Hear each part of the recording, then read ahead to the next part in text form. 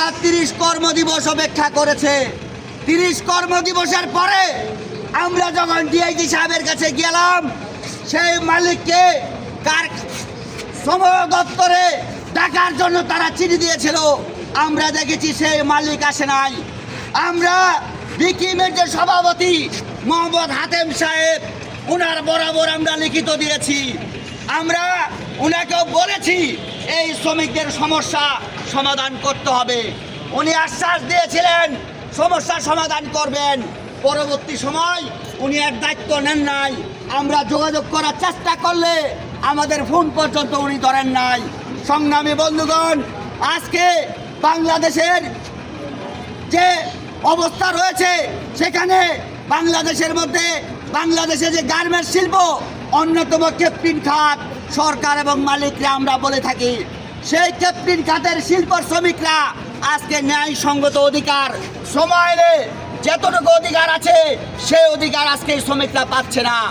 আমরা আজকে ডিসি সাহেবের বরাবর নারায়ণগঞ্জ কেন্দ্রীয় শহীদ মিনারে সমাবেশ করে আমরা মিছিল নিয়ে নারায়ণগঞ্জ জেলার যে ডিসি এসেছেন, আমরা তার কাছে এসেছি স্মারকলিপি দেওয়ার জন্য। এখানে শান্তিপূর্ণ উপায়ে আমরা দাঁড়িয়ে আছি। আমরা প্রশাসনকে বলতে চাই, আজকে যে মালিক বাংলাদেশের আইন মানে না, যে মালিক রাষ্ট্রের আইনকে বৃদ্ধাঙ্গুলি দেখায়, সেই মালিকের বিরুদ্ধে ব্যবস্থা নিতে হবে।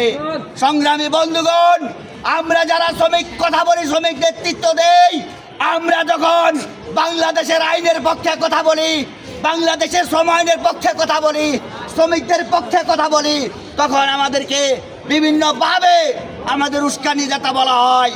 আমরা বলতে চাই, আজকে গার্মেন্টস মালিকরা শ্রম আইন না মেনে আজকে এই কারখানা উস্কানি দিচ্ছেন। গার্মেন্টস মালিকরা বাংলাদেশের আইনকে তোয়াক্কা না করে আজকে শ্রমিকদের রাস্তায় ঠেলে দিচ্ছেন। তাই আমরা প্রশাসনকে বলতে চাই, যে কারখানায় বাংলাদেশের আইন মানে না, যেই মালিকরা বাংলাদেশের শ্রম আইন মানে না, সেই মালিকদের বিরুদ্ধে আপনাদের ব্যবস্থা নিতে হবে। এই মাস্টার গার্মেন্টসের মালিককে 24 ঘন্টার মধ্যে ধরে এনে তার সম্পত্তি বাজেয়াপ্ত করে এই শ্রমিকদের আইনগত পাওনা দিতে হবে। সংগ্রামী বন্ধুগণ, আজকে আমাদের এই সমাবেশে আমাদের মাঝে উপস্থিত আছেন আমাদের দল, বাংলাদেশের সমাজতান্ত্রিক দল বাসদ নারায়ণগঞ্জ জেলা কমিটির সংগ্রামী সদস্য সচিব, সমাজতান্ত্রিক শ্রমিক ফ্রন্ট নারায়ণগঞ্জ জেলার সংগ্রামী সভাপতি শ্রমিক নেতা আবু নাঈম খান বিপ্লব। আমাদের মাঝে উপস্থিত আছেন গার্মেন্টস শ্রমিক ফ্রন্টের কেন্দ্রীয় কমিটির সংগ্রামী সাধারণ সম্পাদক, নারায়ণগঞ্জ জেলার সংগ্রামী সভাপতি শ্রমিক নেতা সেলিম মাহমুদ সহ নেতৃবৃন্দ। এখন আমাদের মাঝে বক্তব্য রাখবেন গার্মেন্টস শ্রমিক ফ্রন্ট নারায়ণগঞ্জ জেলার সংগ্রামী